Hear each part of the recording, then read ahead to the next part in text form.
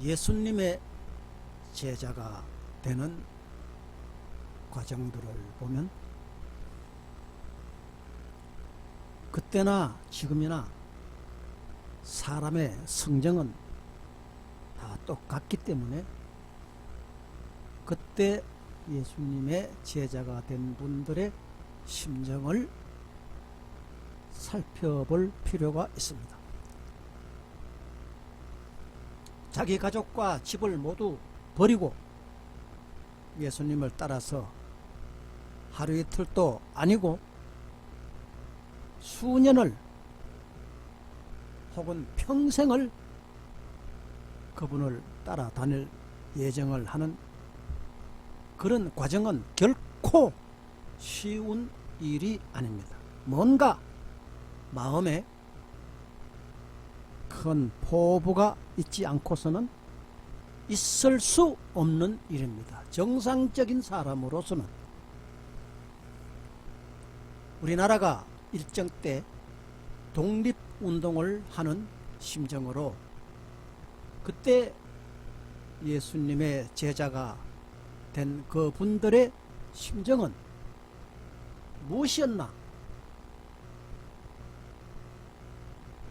그것은 나중에 제자들의 부모가 와가지고 예수님께 부탁을 하는 말을 들어봐도 알 수가 있습니다. 그 예수님의 제자 부모님들은 예수님께 찾아와서 장차 로마가 무너지고 예수님이 왕이 될 때 우리 아들을 영의정, 우의정, 자의정으로 좀 해 주십시오. 우리 아들이 내 집 자신의 처 자식을 돌보지 않아도 우리 아들의 부모인 우리는 참겠습니다. 그때를 대비해서 이러한 심정이었던 것입니다. 그때 한 자리 얻으려는 속셈 때문에 거의 모두가 집을 팽개쳐도 그때가 되면 알리라 하고 속셈이 가득했지만 서도 베드로만은 좀 달랐던 것 같습니다. 오늘은 그래서 베드로 편 두째 시간으로서 베드로는 무시 못할 예수님의 사랑을 받은 그런 놀라운 제자가 되기까지는 그가 3번씩 예수님에 대한 신의를 저버리고 부인을 한 실수도 합니다. 그 급한 성미 때문에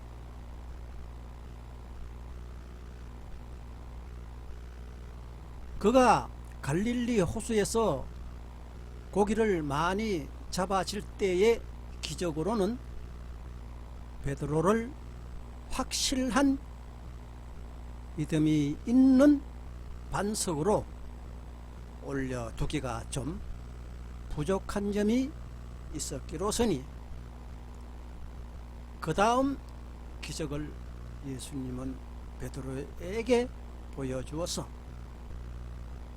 확실한 믿음을 갖게 하십니다. 베드로는 그 2번째 예수님의 행하시는 기적을 목격을 합니다. 누가복음 7장 17절에 보면 나인성으로 가시며 라고 나옵니다. 이 나인성이 어딘지 지도를 보면 이 갈릴리 호수를 중심으로 예수님도 활동을 했고 예수님이 탄생한 곳이 이 나사렛이잖아요. 그래서 그때는 지금과 같이 무슨 차편이 있는 것도 아니고 그리고 아주 부유한 집안이 아니면 말이나 마차 같은 것도 사용할 수 없고 거의 모두가 도보로 활동을 할 수밖에 없는 그 시대의 실정으로 보았을 때 이 나사렛에서 예수님이 탄생하셔서 이후에 벳세다라는 곳이 있습니다. 갈릴리 호수 위쪽에. 이 벳세다 부근에 있는 분들이 거의 예수님의 제자가 됩니다. 그 밑에 가이사라는 곳이 있는데 그곳에 있는 분도 예수님의 제자가 좀 되고 거의 모두는 다 이 갈릴리 호수 우편 이 위에서 내려오는 이 강물 오기 이 부근에 도시가 항상 이 호숫가에 이런 바닷가에 도시가 생기는 이치를 보았을 때 이 벳세다 부근에 있는 도시도 그때 당시 제법 큰 마을이 아니었을까 이렇게 추측을 해봅니다. 그래서 이 갈릴리 호수에서 거의 전도 활동이 이루어집니다. 자, 그러면 예수님이 첫 번째 이 벳세다 있는 부근 호수 이 부근에서 고기를 많이 잡는 이야기를 베드로 1편에서 전해드린 바가 있습니다. 오늘은 베드로 2편에서 지금 말씀 나오는 누가복음 7장 11절에서 17절에 나오는 내용을 가지고 지금 말씀드리려고 합니다. 이 나인성이라는 곳이 이 부근에 있었는데 나인성은 나사렛에서 9km 정도 되는 동남하 쪽 이 부근이라고 되어 있습니다. 그럼 다음 지도를 한번 볼까요?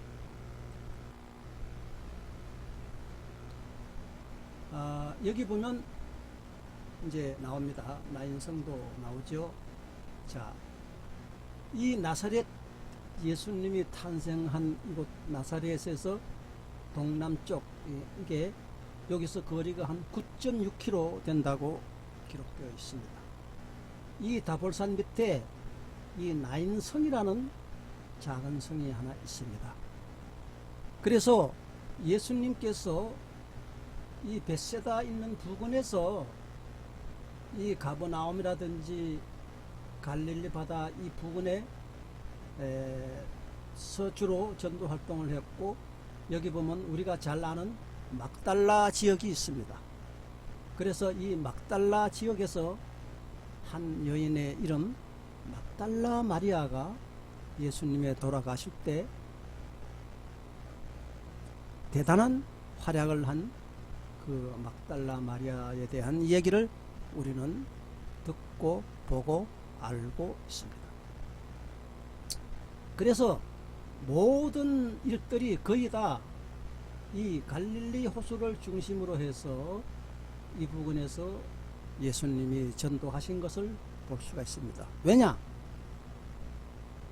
사람이 걸어갈 수 있는 거리가 그때는 차편이 없었기 때문에 여기서 여기까지 이 정도 이면은 하루나 이틀 사이에 걸어갈 수 있는 거리 지역이 그 이상의 거리는 불가합니다.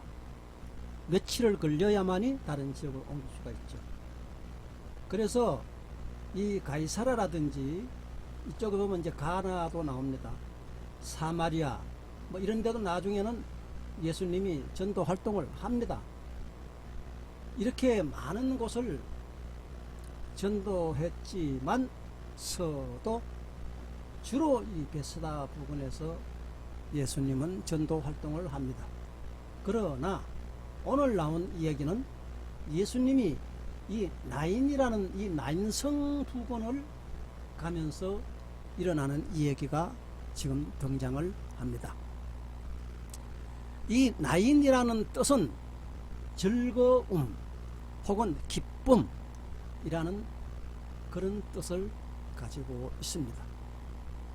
위치는 갈릴리의 이 갈릴리 부근의 한 지방이고 남동쪽 9.6km 지점이고 가브나움에서 보면 약 40km 정도 되는 지점이다라고 기록이 되어 있습니다. 그런데 이곳에서 베드로는 두 번째 확실한 믿음을 마음에 완벽하게 새길 수밖에 없는 일이, 사건이, 역사가 일어납니다. 이 나인성에 가면서 더 전도 활동을 할 때 그럼 어떤 일이 거기서 일어났을까요? 이게 무슨 이런 그런 내가 하지도 않았는데 나왔어요.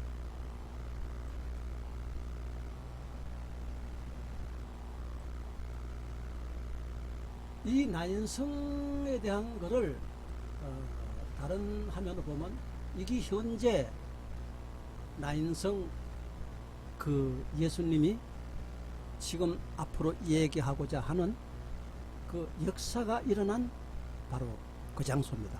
나인성 안에 있는 그 장소에 지금은 이 이스라엘 성지 순례를 해보면 예수님 무덤이라든지 뭐 옛날 그 라헬의 무덤이라든지 이 모든 지역 이런 지역에 다 이렇게 그 자리를 기리기 위해서 찾아오는 성도들을 위해서 이렇게 교회가 세워져 있습니다.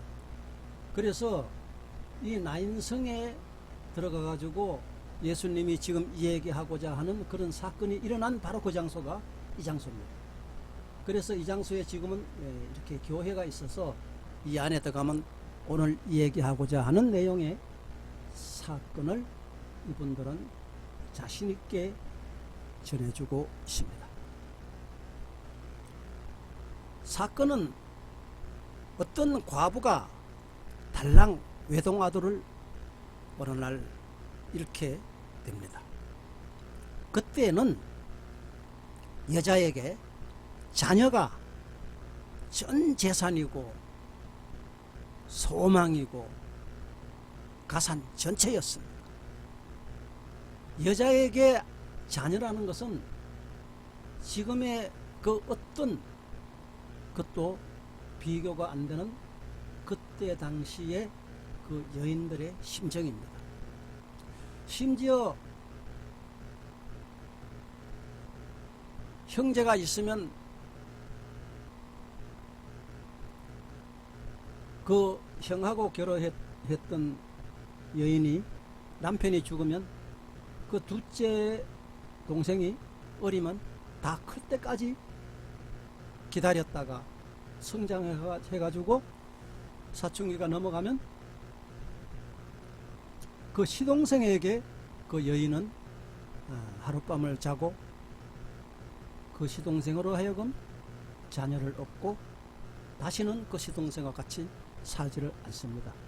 이와 같이 자녀에 대한 이 애착심은 그때 그 당시 사람들은 정말 그 어떤 말로도 표현할 수 없고 자기 목숨의 이상 버금가는 그런 심정이 바로 그때 그 여인들의 심정이었습니다. 그런데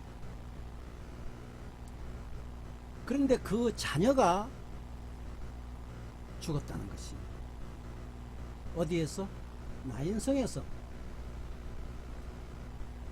이게 왜 이런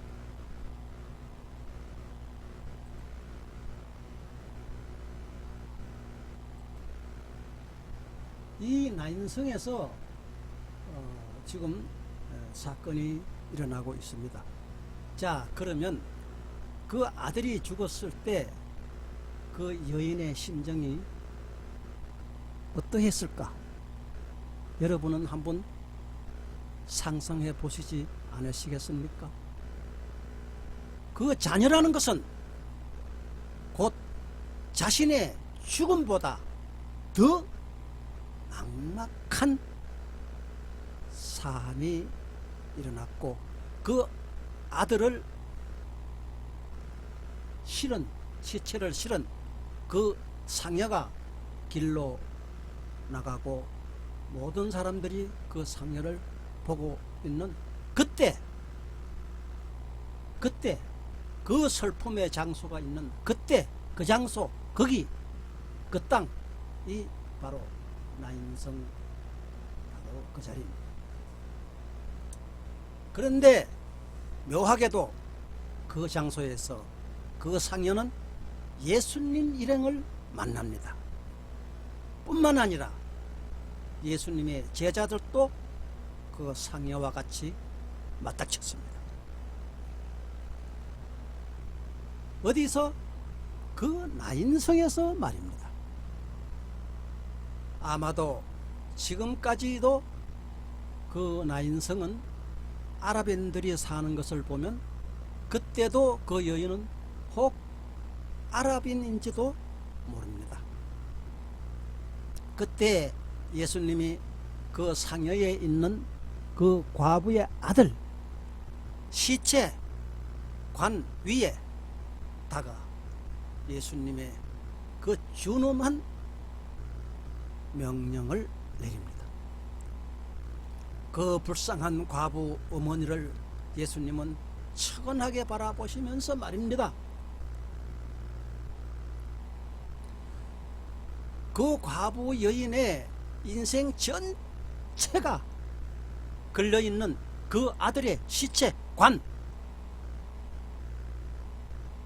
그것은 이 세상 그 무엇과도 비교의 대상이 될 수 없습니다.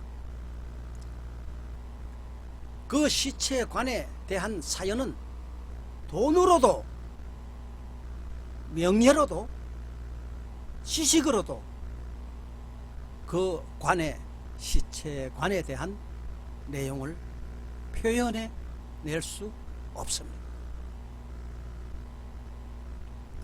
예수님은 말씀하신 바 너희가 천하를 다 준다 한들 너희 목숨과 바꿀 자가 있겠느냐 라는 말씀을 전도지에서도 하신 것을 보아도 예수님이 그 자리 그때 그 심정은 누구보다도 잘 이해하실 분이 시라는 것입니다.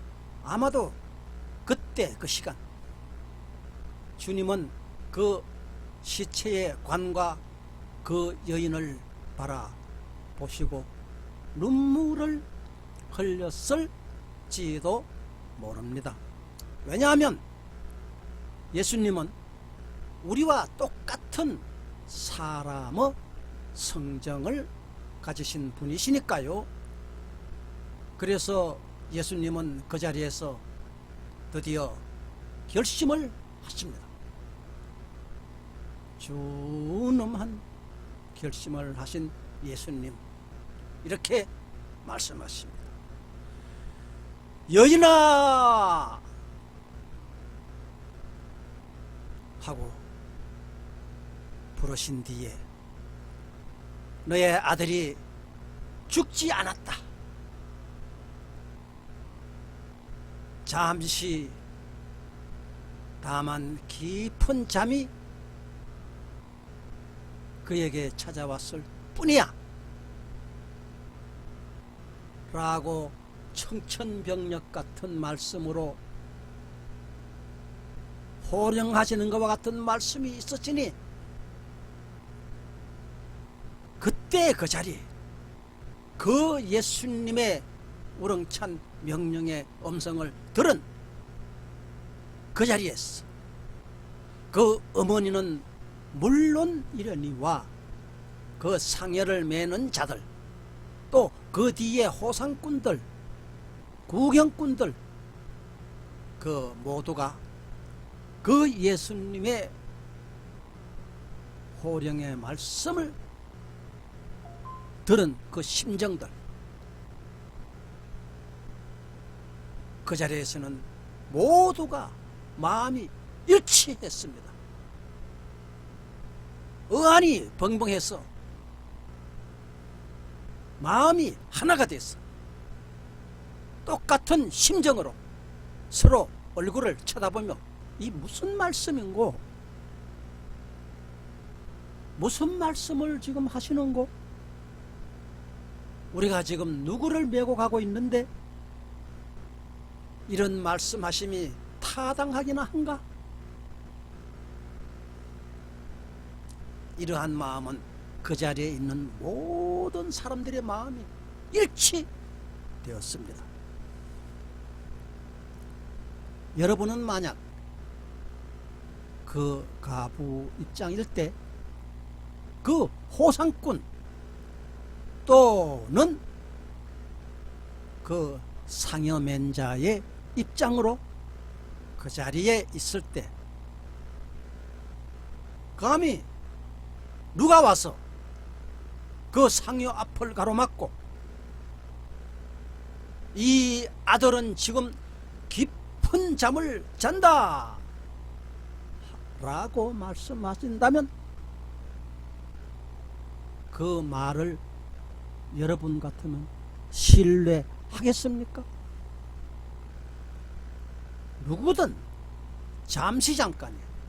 그 자리, 그 시간, 그 사이에 무슨 생각을 하겠습니까? 그 자리로 돌아가서 지금 한번 생각해 보시고 말을 해 보세요. 혹자는 뭐라 했었니껴? 또 참말로 뭐라 했었소니? 지금 뭐라 한대유? 등등 별별 말을 다 할 것이 아닙니까? 또 그런 생각을 할 것이 아닙니까? 누가 거기서 감히 예수 그리스도를 알아본 자가 있었겠습니까? 우리의 전도 방법은 예수 그리스도를 불신자로 하여금 알아보게 하는 그것이 중요하다는 것입니다. 믿음이 너희 마음속 어디에 있느냐 하시는 예수 그리스도의 책망이 담긴 그 말씀 한마디를 듣는다 해도 그 자리에서는 그 아무도 그 누구도 믿음이 있었겠습니까? 그 말에 대한 말이면 다 말인가? 말에도 격식이 있고 그 엄중함이 있고 해픈 말이 있고 몹쓸 말이 있어요. 그 자리에서 예수님이 하신 그 말씀은 그 어떤 말로 어떠한 격상 높은 단어로도 표현할 수 없을 것입니다. 사람이 죽고 사는 거, 물질이 있고 없는 거,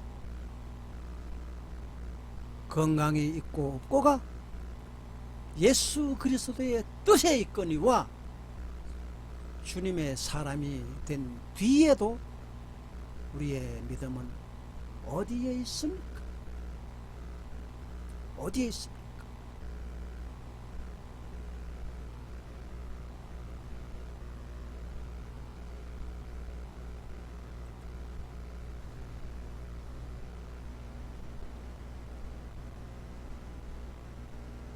이 사진은 갈릴리 호수를 중심으로 찍은 사진입니다. 이 갈릴리 호수 부근에 뺑 돌아가면서 그때 예수님의 전도 활동을 한 것을 볼 수가 있습니다. 한 가지씩 살펴본다면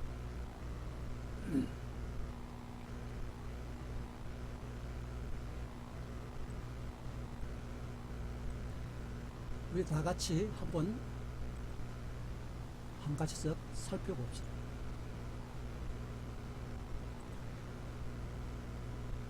자, 여기 보면 우선 가장 글씨가 좀 묻혔네요. 가장 활동을 많이 하고 거의 모든 사람들의 고향인 이 베세다가 나옵니다. 이 베세다 지역이 거의 모든 제자들의 고향이죠. 그 다음에 여기에 가버나움이 나오고, 그 다음에 가네사렛이 나오죠. 가네사렛 나오고, 티브가라는 곳이 여기 이제 나오죠. 그리고 요 밑에는 여러 가지 도시가 나오는데, 보면 티베라라는 데도 나오고, 그 다음 여기 보면 막달라라는, 이 막달라 마리아에 조금 전에도 얘기했죠. 막달라라는 이 도시가 나오고 있습니다. 자, 이런데 이 지역에서 어떤 사역들을 예수님이 하셨는가를 보면 산상수훈의 장소가 바로 이곳입니다. 산상수훈은 예수님이 하신 말씀 중에서 가장 뜻깊은 곳이기도 하죠. 이 티브가라는 이곳에 예수님이 산상수훈을 하셨고, 또 예수께서 고향에서 많은 이적을 베푼 곳이 바로 가버나움입니다. 이 가버나움에서 많은 이적을 행하셨고, 베스다 옆에 이런 그 도시들이 여기에 나타나고 있습니다. 이 밑으로 가면 이제 가나도 나오고, 뭐 여기 나오지 않은 건 얘기할 거 없고. 자, 그런데 그 오늘 등장하는 도시도 바로 아까 얘기했다시피 이 좌측 하쪽에 예수님 고향 여기에 가버나움 같은 데 나오잖아요. 막달라 나오고. 근데 여기 나사렛 부근의 나인에서 지금 역사가 일어나고 있습니다. 그런데 예수 그리스도는 옛날이나 지금이나 못하실 능력이 없는 그 무소부재, 유일무이, 전지전능, 만병의 대의사 이심을 믿는 마음이 여러분 마음에 확실히 자리 잡고 있습니까? 지금은 그런 일이 일어날 수 없다 는 그런 심정의 사람으로 사시겠습니까? 땅으로 내려다보지 마시고 사람을 바라보지 마시고 위에 계신 주 여호와 하나님을 바라보시고 그 말씀을 사모하시고 주 여호와가 되시는 성경을 읽으시면 여러분의 영의 양식이 될 것입니다. 그리고 읽을 뿐만 아니라 그 말씀을 믿으십시오. 믿는 자만이 비로소 그에게 능력이 생기고 드디어 역사가 일어난다는 것입니다. 예수님은 지금 여러분에게 믿음을 주시고 아들아 일어나거라 라고 하신 명령을 지금도 하십니다. 그 명령을 들은 그 청년은 어찌 됐습니까? 그 청년이 일어나매 주님은 말씀하시기를 먹을 것을 그에게 주라 하니 그 청년이 그 자리에서 먹을 것을 먹고 즐기니 그 자리에 모인 사람들이 지금 누굽니까? 상염했던 자, 호상꾼, 구경꾼, 이로 말할 수 없이 많은 사람들이 그 자리에서 그 예수님의 능력을 지금 보고 있습니다. 그것은 그 자리에서만 있어야 합니까? 지금 우리에게도 얼마든지 일어날 수가 있습니다. 이런 일이 일어나면서 우리는 할렐루야 주님을 찬양해야 하고, 그 자리에 있던 모든 사람들이 지금 여러분의 마음과 같이 할렐루야 할렐루야 주님을 찬양했습니다. 그 자리에는 예수님의 제자 베드로뿐만 아니라 모든 제자들이 그 광경을, 갈릴리 호수에서 고기 많이 잡았던 그 사건 이후에 다시 그러한 광경을 봄으로써 예수님은 마음이 달라집니다. 그 뒤로부터 베드로는 더욱 힘을 얻고 자기 가족, 기술, 자기가 가지고 있는 힘 모든 것을 집어던지고 주님만을 따라갔던 것입니다. 놀라운 일입니다. 이제 다음 편에서는 베드로도 그 자리에 참석했던 오순절 다락방 역사에 대해서 놀라운 사실을 여러분은 듣게 되실 것입니다.